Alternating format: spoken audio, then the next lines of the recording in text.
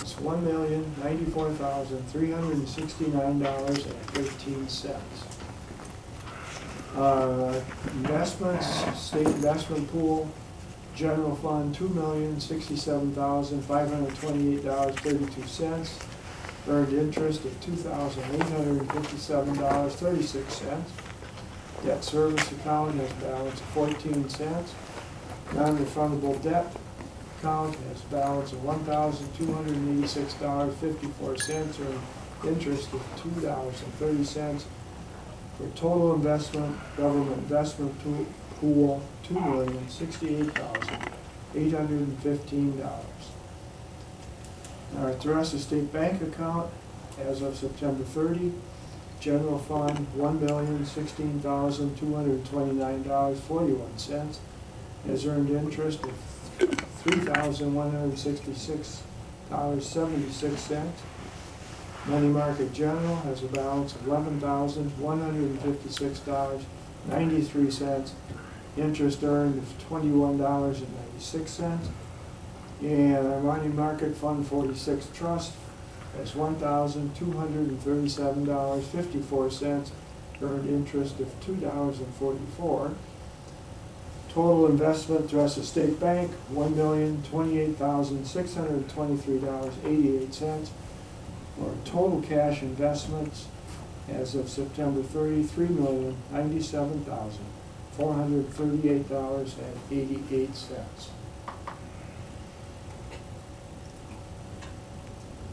You've heard the Treasurer's Report. We have Resolution 1920-86, approval of the Treasurer's Report. So moved. Motion by Jenny, second by Dick. Dick. Any questions on the Treasurer's Report? Jenny? Aye. Aye. Aye. Aye. Motion carried 5-0-2.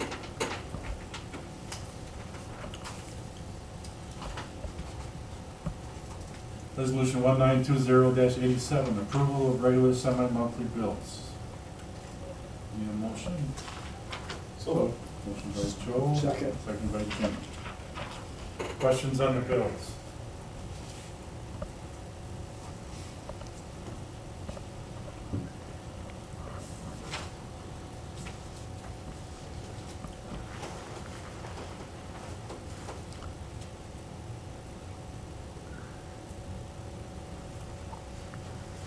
Hearing none. Joe? Aye. Aye.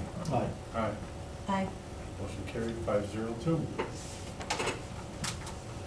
Resolution 1920-88, approval of per diem. Is there a motion by Joe, seconded by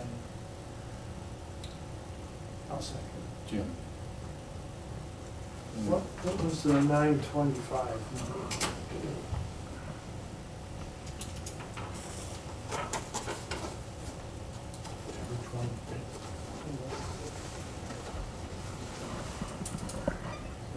That would be the grand opening event that we had. Yeah. Oh, okay. You pay for that? So we have to remove Tatiana.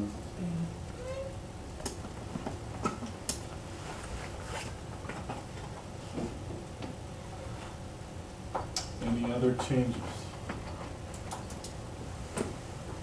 Are you making any additions to it at all? Do I get a 925? If you were there. Jenny? You were there too? I left, You did? so What's your thing? I was only there for like 15 minutes.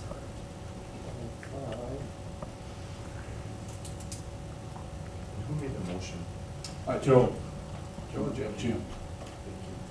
Joe and Jim. Perfect. Any other changes? Joe? Aye. Aye. Aye. Aye. Motion carried 5-0-2.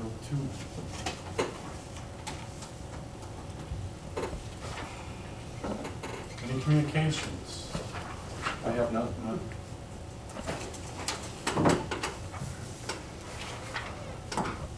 Committee reports, we will not have the Wings and Grounds Committee meeting. Administrative report. Okay, We have at the high school, tomorrow is Challenge Day. That's a big event for the student body, our freshman students and our upperclassmen that help to be Challenge Day kind of advisors that they participate, as well as a lot of community volunteers. I think the thing to celebrate is how many people from the community are coming together and donating their time in order to support that event. That's something very significant. We also are able to fund that this year due to the mental health grant that we applied for last year. So that's nice for that to be covered. We still have a challenge with the travel. So originally we submitted the travel as a part of it, and now they're coming and saying that travel for federal grants is not permitted. So it was part of the grant application. So we'll see. No matter what, the day itself is being covered by that. So it's something to celebrate for us. This week, Thursday is our relocation drill day. So all three buildings will be practicing evacuation. And then we have a meeting in the afternoon to kind of debrief it. And then you will be getting an official report about all of our safety drills up to this point throughout the year. We had our safety week plus this. So the administrators will be formally having those reports to you in the first board meeting in November. I was not able to attend the CISA 6 network meeting last Friday. So Dick, did you make the recent CISA meeting? Yes, I did, and the two things I want to report on is CISA is now making money over the years. We invested a lot in, what was that called, the teachers all have to do? The teacher effectiveness model? Yeah, teacher effectiveness. It cost us millions of dollars to get it going, and now we're getting the money back for it because each teacher pays so much throughout the state for doing it. And the state actually gives us grants to help Right, support and it. they help, right, and that's get paid to CISA 6. And CISA 6 come up with it's a co-op. So they're coming up, they're going to be paying dividends back to each school district each year depending on how much you use it. But it's like a Menards, you gotta use it or you lose it on something different. It can't be on the same thing that we're already buying. So you have to add on a service. Right, sure. Interesting. So if you already have that service, you can't use it to No, you supplant gotta it. come up with something You have else. to use it. You have There's to other get something things, new. we, you know, the teachers. It's a good use business it. model. And right now, we're almost getting $10,000 rebate. So that's, Yeah. it's Right. expensive. And the other thing that was brought up at CISA was they're working on a law. They have an all-day 4K and a half-day 3K. That's part of the law. Being law, every school So wait a district does second, that. Are they talking about changing FTE then? Yes, they will Yeah. pay more. So that would go to 1.0. So But most schools- there is hardly any teachers in favor of this and absolutely no parents in favor of this. Of the 3K. The 4K all day. See, the thing is, we already have a model, so it's we have early childhood in the state of Wisconsin. Yeah, And when someone qualifies specifically for early childhood due to a disability, they end up being able to get those extra services. So there's a model that's out there for that.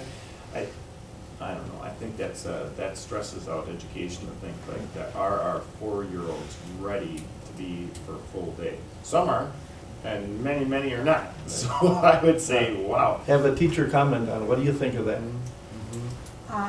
Yeah, no. I don't agree with Yeah. that. I This think is- you're gonna kill all your daycares in town. They won't be able to afford that if you're taking all the 3. And this is actually Colleen's area, actually, so she does. There wasn't anybody I heard in favor of it yet, and yet it's some of all the things. that Somehow came- it picked up some momentum. Yeah. I'm not sure what's out there, but now if you're talking about an area that is significantly at risk, they're probably advocating to see if they could get full day 4K. Because what are the homes that they're going to like? What kind of environment are they going to? So they're gonna advocate for that, you know? So for us, we are looking at offering like a 4K wraparound potentially for us. What does our after-school care program look like? Those are things strategically we're looking at now to talk about planning for the 2020-21 school year. But we're not talking about advocating for a full day 4K. And one of the things that I've learned over the years, us making a resolution and sending it in don't make any difference to a legislator. It's individuals calling and saying, hey, no thank you. And really, just take the time. Just call in and say, hey, we're not in favor of this. Because the resolution from the board really don't, but an individual really makes a difference to a legislature. Did you get a feeling for how much support there is or isn't for this statewide? From the meeting we had there was no board that was in favor of it at all. But the demographics would be different. Yeah, I right. don't know, Laura. It might be a different. That's what I different world. thought, So Yeah, that's right. where- Because this was the Ninas and the Oshkosh and Yeah, the sure. Fond du Lacs, none of them were in favor of it. So I think to me, it's gonna depend on the environment that the school districts are coming from, their, in each individual perspective. But as a full state, right, for a full state model, Yeah. I think maybe they should pilot it out with a couple school districts and see how things go. 4K is still optional, technically 5K is optional, but they have to come to first grade with 5K pretty much under their belt as Well, far how as many years school did it take readiness. Mayville to get to 4K? So that's interesting. Yeah, Right, it and is. I think we're almost at every school district in the state still having That's close. 4K, Right. but a couple of years ago, it still was not that way. No. Dick, I appreciate that info. Okay. So the only other thing is that we have a very important meeting next week. So next meeting is the annual meeting and budget hearing, followed by one more meeting to approve an updated levy. And so that would lead to Ryan's report that's coming up. And you see it's pretty empty over there tonight. What you doing? Everybody's Everybody's got lots something going happening on. right now, so no problem. And the other part is too, I think we're gonna end up having some more specific reports, putting them in the meeting agenda. So versus saying, here's the principal report, we're probably gonna get a little bit more specific with what they're doing. And we're talking about kind of creating a rotation, okay? So this team will be here at the first board meeting in a month. This team will come to the second board meeting in a month. And it'll be a little bit more formal. And we're planning on working with the staff to figure out when are the kids coming along, when's the kind of storytelling, getting more people here at the meeting. So we're working on it. But when they shared that they couldn't be here tonight, I'm like, that's fine. We've got a kind of a reset coming up in probably a month or two anyway, so no big deal. So we did have set to have a B&G committee meeting before this. So tonight, we didn't have that, so we're just gonna have the full discussion on all those things coming up here. So Travis will have plenty of action in a little bit. So we've got our coaches, for winter coaches for approval coming up here. So pretty much everybody in the room has a little piece that's coming actually in the agenda. So I would say, let's keep it moving then. And Do you want to talk about that other, the sheet you have? yes, okay, good. The other thing too is that being mindful of the committees that we have. So the committee structures, they've been updated on the website. We had those, they were antiquated. They weren't updated for like probably 6 months when we started to have the changes in the board. And we did not officially have updated committees either. So the committees assignments were given out to the board members that are here tonight. And then what I did was I looked at the fact that when you had a subcommittee of the board, so not a committee of the whole, we have the B&G transportation, negotiations, policy, C&I, emergency leaves, and food service. So right now, this second section, so Mr. Westfall, he is on a committee with Dick, Jim, Tatiana, and Joe. That's not one committee, but those are all the different committee members that he's with. So if you were to be attending a district event and these individuals were there, all it would take was 2, and that actually would potentially be a quorum of that subcommittee, of the committee. So I just wanted to bring this to the attention of the board, that hey, if your name is Tatiana, technically, Tatiana, she's on a committee with, everybody here happens to be on a committee with her.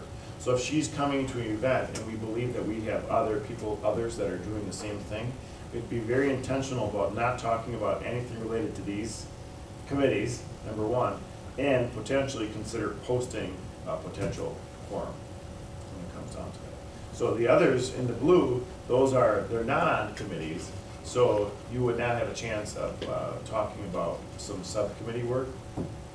So you would need actually 4 of those individuals. So like Jennifer, John, Richard, and Jim, all of you in one spot, that technically, that's a quorum, actually.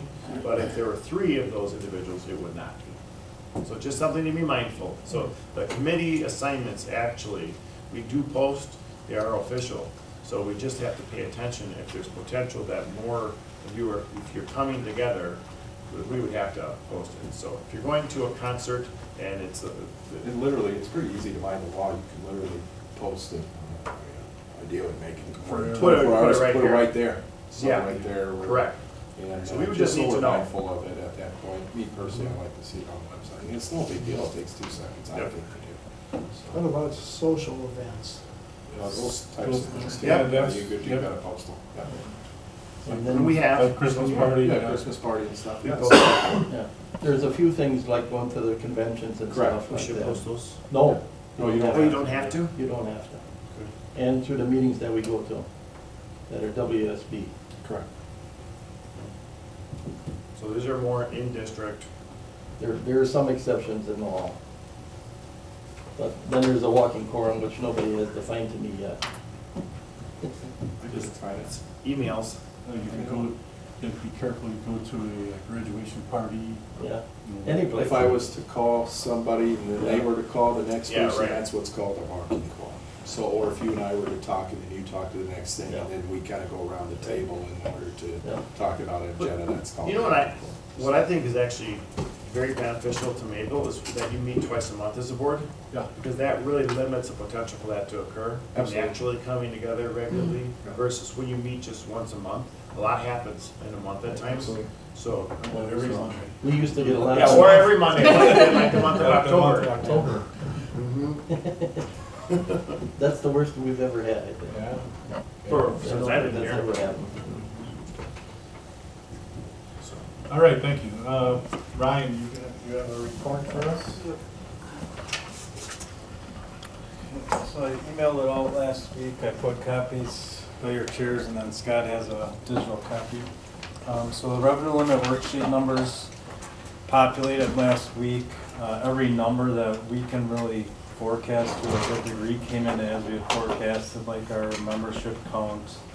A couple of numbers that you just don't know about are like the transfer of service final number, and we had some prior year open enrollment, so that's uncounted pupils. They put that on there too after they compile all the open enrollment stuff. So the net effect of it was about $65,000 in additional Fund 10 tax levy and $45,000 net effect to the positive. So what I sent out is pages 1 through 4 of the revenue limit worksheet. Page 1 really doesn't have much on there. The second page, I highlighted everything in blue is what changed. So item number 1, the prior year open enrollment, that was $23,856. H, which is the second blue highlight, is $187,642. That is the private voucher or private school voucher aid deduction. We had $164,772 in there. That's the number that we take from Baird. So there was about a $23,000 swing there. And then our aid also changed. It was at $6,795,000. So I think I got a question, Yep. it's more out of curiosity. That number is derived, is that derived from enrollment down there then? The voucher. It is, I'm just curious that I didn't know that. It's gotta be within our It's district. gotta be within our district, okay, just curious. And I did actually, it's not included in here, I found a little excerpt of You did, okay. that it's going up amongst every district. Okay. And it's possible I can just cut and paste that and send it into an email, Yeah. so I'll do that. So the aid went to $6,773,322. We had about 6.8 million. So then the line A, which is the blue, the fifth blue line, the tax levy authority in Fund 10 jumped from 3.932 million to 3.997 million. Which ended up changing the levy rate from what we had last Monday when we put the defeasance on there from 9.758 to 9.857. The next page, 2 pages after that are just kind of the last 2 pages of the revenue limit worksheets. We don't need to cover anything on there. The final, oh, we can look at this too. So this is actually the equalized value by municipality. You can see what it was last year. You can see the city of Mayville went up almost 20%, so that's where you would see the TID increase. And then what every other district went up. And then this is the first year, so last year, Town of Williamstown and Village of Kikoski would have each had their own line. They're now included into one line. Last year when taxes were due, they were still technically separate, so now they are rolled into one municipality. So on there you can see what the levy would be by each fund from a levy rate amount, and then what each municipality would each pick up in Fund 10, 38, 39, 80, and then the total levy for that municipality. And then the last page kind of sums up what we had just covered, and I'll kind of go through that in a little more detail. So at the top, the preliminary budget deficit that we had last week was $136,903. Then we adjusted our interest projection from $45,000 up to $50,000, so that's $5,000 more in revenue we think we'll have. So that helps out the deficit. We increased our SBS/MAC payments coming in because we've spent more in special ed, so there really should be more coming in. It's still a difficult formula. There actually is no formula, so it's really just raw estimates. Last year we took in about $48,000, so we put it at $45,000. So that helps out the deficit by $10,000. And then the third line on there, the Fund 10 levy increase. There's the old and the new, so that went up $65,540. And then the decrease in aid was the $21,902. And then the only expense that we've changed since we last met is we have an iReady software. I think that's based off of student membership, correct, Scott? We were able to renegotiate the contract based upon enrollment. So we decreased that expense by $4,900. And then on the bottom is really going to explain why the Fund 10 levy increased. So our prior year open enrollment, the net effect is the levy goes up $23,856. The voucher increase went by $22,870. And then the decrease in aid, which is shifting money that Fund 10 picks up, was $21,902. And then we also have this state aid for exempt personal property, which is kind of like the computer aid that we get. That is a number that's also plugged in by a DPI, so we have $50,277 in there. It came in at $53,365. So the net of that is where the $65,540 goes into the Fund 10 levy to get to our full levy potential. So at this point, we are levied as much as we can in Fund 10. So the purpose of displaying all that is because that additional $65,540 re-changed that mill rate. So the purpose of it is to see, do you guys want to back down the defeasance amount from $788,000 by that $65,000? That would keep that mill rate to where we kind of set it last week. And we'll just bring the updated levy to the next board meeting. So at this point, it's more of a conversation than a formal action. We just need to know, like, hey, that's what we're planning on doing. One more time, the number? We have that meeting after the which annual one? meeting. Right? Yeah, so what do you want to back off? It was, you would take the 788,000 minus the 65,540. And I did just test on the revenue limit worksheet. If you took that out of the Fund 39 defeasance amount, it would get you right back to that 9,757. Yeah, it was the difference of the vouchers and it. Yeah. So our plan is to do that. I would want to do that, okay? What's everybody else's view? I mean, I think we talked about it enough last week, we felt comfortable with the 97. Nice. I feel comfortable with that too. Just to let you know, some of my calculations are is if we could stay at divisions level 608, I think was the number that I'd come up with, and then we're gonna be fine. So, but anything we can do prior, because we're gonna keep on subtracting, and eventually it'll crawl down to near 500,000. If you do that, you can have that paid off. What was this mill rate now? So 9.87. Right now, We had it at 9.75, 873. And then with this up,